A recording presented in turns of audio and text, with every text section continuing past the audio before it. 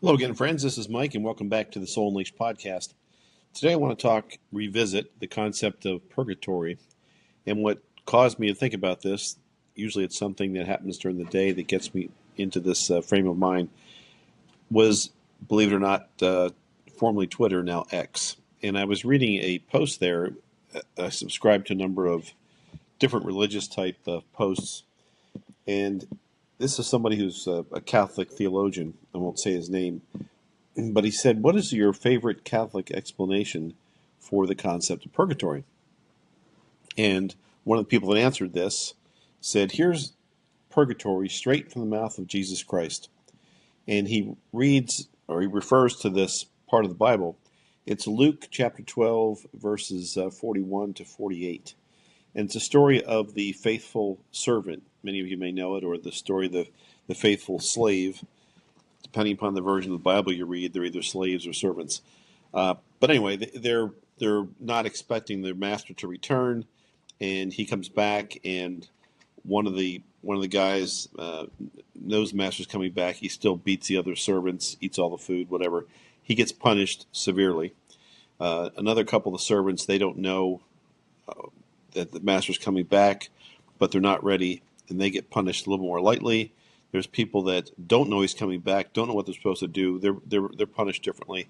The point is that Jesus, supposedly, according to this thought, Catholic thought, Jesus refers to purgatory through this parable. Now, he never mentions the word purgatory.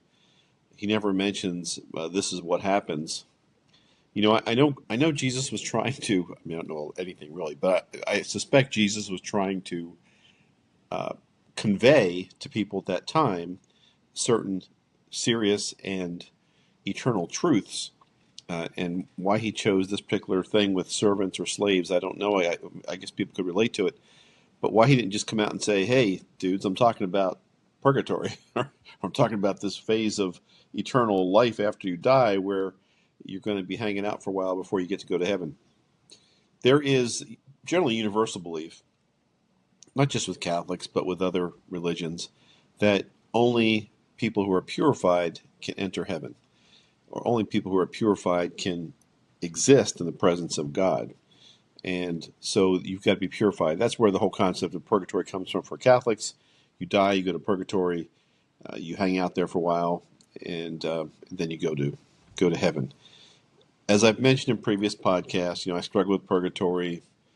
Certainly, Martin Luther struggled with purgatory. That was one of the things he objected to when he started the Protestant Reformation. And of course, at that time, the concept of purgatory and how you got out of it was being perverted by many people within the Catholic Church, including bishops and priests. And they were selling indulgences. And indulgences, apparently, you could buy an indulgence, and that was a get out of purgatory free card. For a certain amount of money. The Catholic Church still teaches that you can pray for people in purgatory, particularly on All Souls Day or All Saints Day. I think it's All Souls Day, right after what we celebrate as Halloween. But you can pray for people in purgatory, and it helps them get out of purgatory sooner. I don't pretend to understand how all that works or necessarily believe in that, but that's what the Catholic Church teaches, and the Church points to this verse from the Bible with Luke as an example of Jesus talking about purgatory. Anyway, there's different religions, different concepts about what happens when you die, and I just have some challenges with it being done this particular way. Other religions, particularly Protestant religions, don't believe in the concept of purgatory, and so they believe that you're judged at the final end, and this whole thing with servants receiving different levels of punishment has to do with different levels of justice that is meted out by God as part of the final judgment. So two very different concepts, both by Christian religions, as far as what this particular Bible verse means. I also tried to compare this verse to things that I have read and studied in terms of what some people call New Age or spiritualism. And frankly, that's kind of where I am at the moment. But in spiritualism, or this type of thinking, we do go through some type of reflection after we pass. Our soul goes through a period of reflection and life review. Now, I got this concept not only from things I read, but I attended a session with a medium, a spiritual medium, a number of years ago, shortly after our son passed. And like any parent, when a loved one dies, you want to know that they're safe or that they're well, especially if they come through as part of the session. And our son, Matt, did come through. And he told me that he was in a life review session. At the time, I was in a joint or group medium session. I couldn't afford this particular medium on my own. She was very expensive. Rebecca Rosen is her name. And she's very well known, and she's very expensive. So I was in a group with 7 other people, all of us on Zoom. And while she was talking to another gentleman about his daughter, this gentleman's daughter had committed suicide. She was about 35 years old. Like Matt, she was a teacher of children. And suddenly, Rebecca just stopped and said, "Who's Matt?" She hadn't even got to me yet as part of this 8 thing. And I was stunned when she said that, and no one else said, "Oh, Matt's my brother or my son or whatever." And I raised my hand. I didn't know how to press the Zoom button to do that. And she said, "Do you know a Matt?" And I said, "Yes, I do." And she goes, "Well, he's here with this gentleman's daughter that she was working with at the time." She said, I think her name was Kelly. He said, "Matt and Kelly are together going through a life review." And then Rebecca just took a few minutes to explain that that's what our souls do, is everything that we've done in this lifetime is evaluated, not for punishment purposes, but for enlightenment purposes and improvement purposes, and to help us prepare for our next incarnation when we come back into this world again. And that's one other very key difference between what spiritualism might teach versus Catholic religion, the purposes of this life reflection afterwards. In terms of Catholics and purgatory, it is a type of punishment, and it's a spiritual judgment. Now, God's already decided in Catholic theology that you're going to heaven, right? You get judged right away when you die. You go to hell, or you go to purgatory, you go to heaven. And if you're in purgatory, you know your eventual goal is going to be heaven. So it's a good thing, I guess, but you are going through purification, which is some form of punishment or cleansing to make you purified for heaven. On the spiritual side, the life review process is something that's learning, education, healing, and especially if you've had a difficult life or went through some significant challenges in this life, perhaps abuse or murder or suicide, you have to go through this process to heal, and takes longer than others for certain souls to go through that process. Part of this comes from, I read a lot since my son passed, and I read something called the Seth material. Jane Roberts is somebody who channeled this person, this entity called Seth, and it's quite voluminous. A lot of books that she wrote while channeling this person, and it makes sense to me.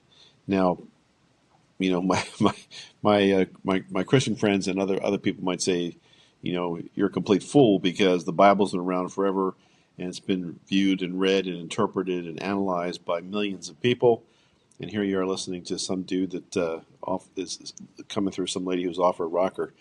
I get that, but it just resonated with me. And then that led me to something else called Abraham Hicks. A woman named Esther Hicks channels this thing called Abraham.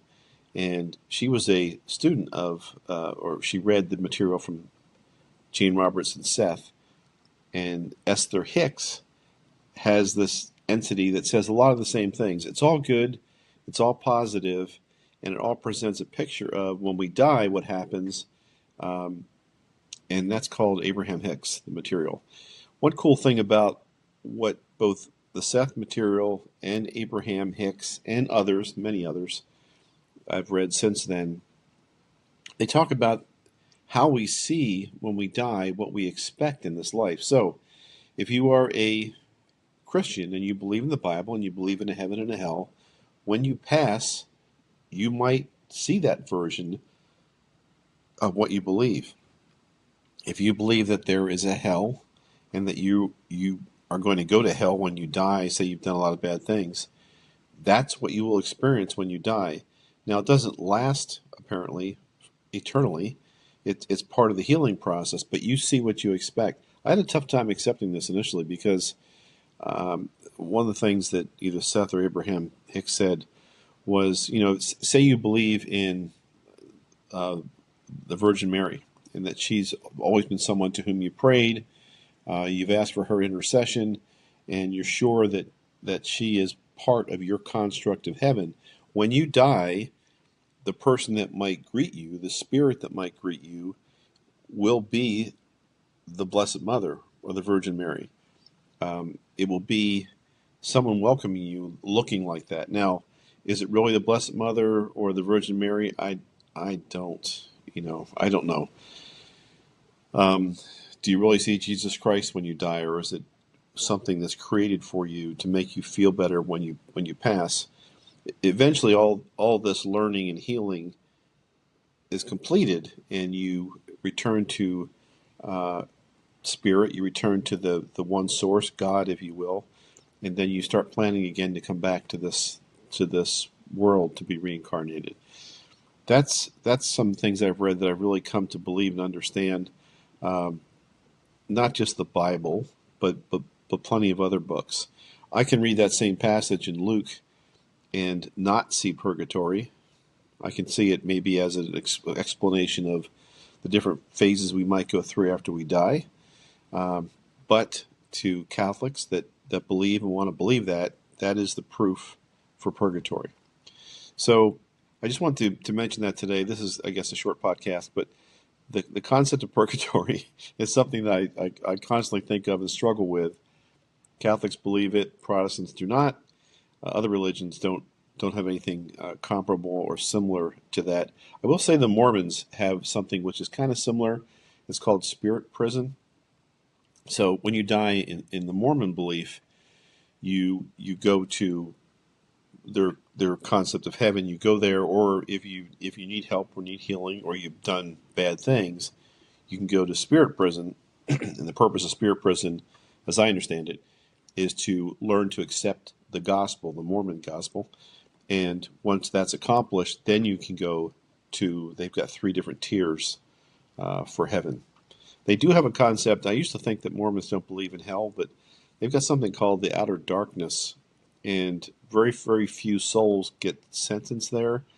But that is apparently in Mormon belief where Satan lives. And there are souls that might be particularly egregious or have blasphemed or whatever that get sent to this outer darkness thing.